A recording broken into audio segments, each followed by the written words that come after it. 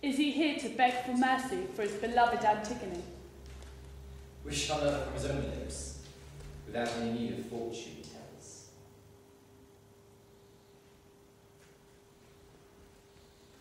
My dear son, I don't doubt you've heard the news of our final decision. The condemnation of the woman you intended to marry. You come here, I hope, not in any spirit of anger against your father, but in understanding. That we are always comrades, and my love for you is unshaken.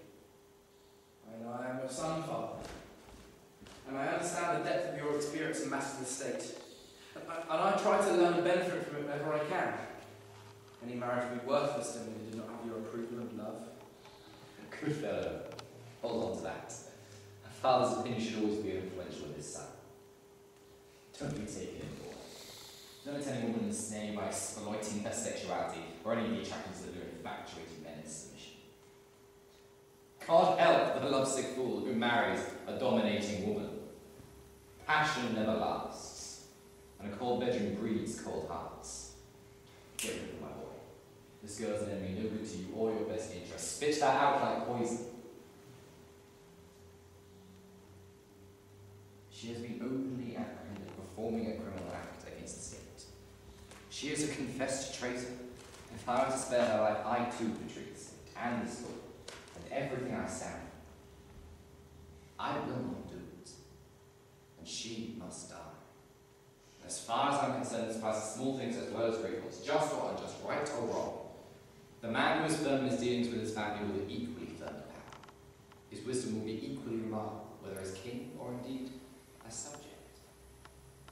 Authority is essential in any state, and will be upheld in this one by me. There'll be no yielding to female fantasies, not by so much as an inch. And if we must be deposed, let it be by a man's hand, a son, not by the conspiracies of women. Lord Creon, you spoke rationally, sensibly, and with the wisdom gathered from long experiences. Father, the most enviable of a man's gift is the ability to reason clearly.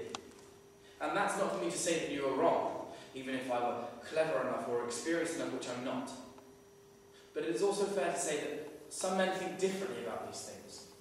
And I can sometimes hear what people whisper behind their hands. And everywhere I hear sympathy expressed for this poor unfortunate girl, condemned as she is to a horrifying death that no woman has had to suffer before, and unjustly in most people's eyes.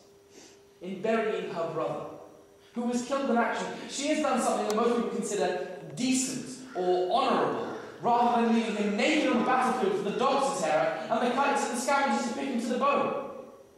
She should be given a medal for it.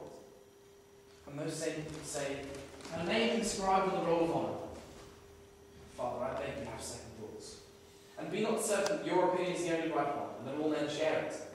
A man who thinks he has a monopoly of wisdom in that what he says and what he thinks is the only of relevance proves with every word he says so challenge in mind. Is the man of judgment, who notices a sign of strength, not weakness, to listen to others' opinions, and when he is wrong, to admit so and change his mind. You see it when a river floods. The trees that bend survive. Those whose trunks are inflexible are snapped off short by the weight of the water. And a sailor who refuses to reef his sail and run with the wind is likely to end up capsized. Father, I beg you, don't let your anger influence you. There's a lot of sense, Father, in what this young man has said. Is there indeed? Am I expected to listen and take lessons in political tactics at my age from me a boy? I am a man, Father, and my arguments are just. They stand upon their merits, not just my age. They stand upon their merits, do they? What merit is there, please tell me, in breaking the law? If she'd done something shameful, I wouldn't defend her. She has brought the law into contempt. That is shameful. Listen to the people in the street, Father. The ordinary Thebans, they say she hasn't. I have never based my political principles on the opinions of people in the street. Now you're the one speaking like a boy. I'm speaking like a king. It's my responsibility, and I'll act according to my own convictions. When the state becomes one man, it ceases to be a state. The state is the statesman who rules it. It reflects his judgment. It belongs to him.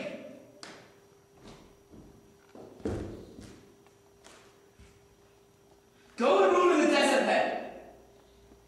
There's no one to argue with you there. What a king you'll be. A boy of mine is on the woman's side. Yes, Father, if you are the woman, I'm on your side. I'm fighting for you.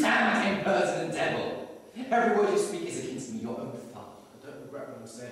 Every word you say pleads for her I cause. say for you, and for myself, and common humanity and respect for the dead.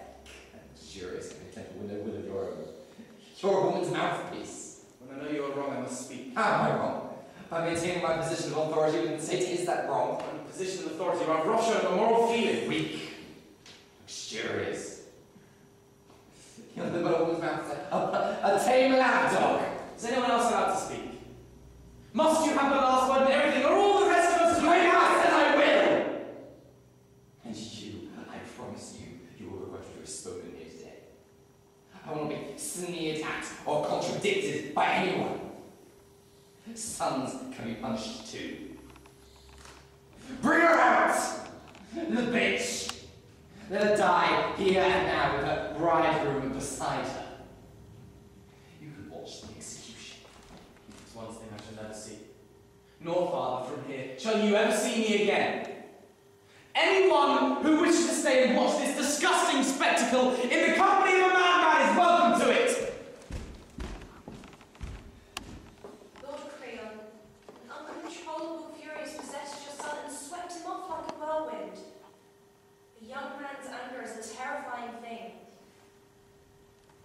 Let him go and shout his head off about moral this and decent that till he raise himself senseless.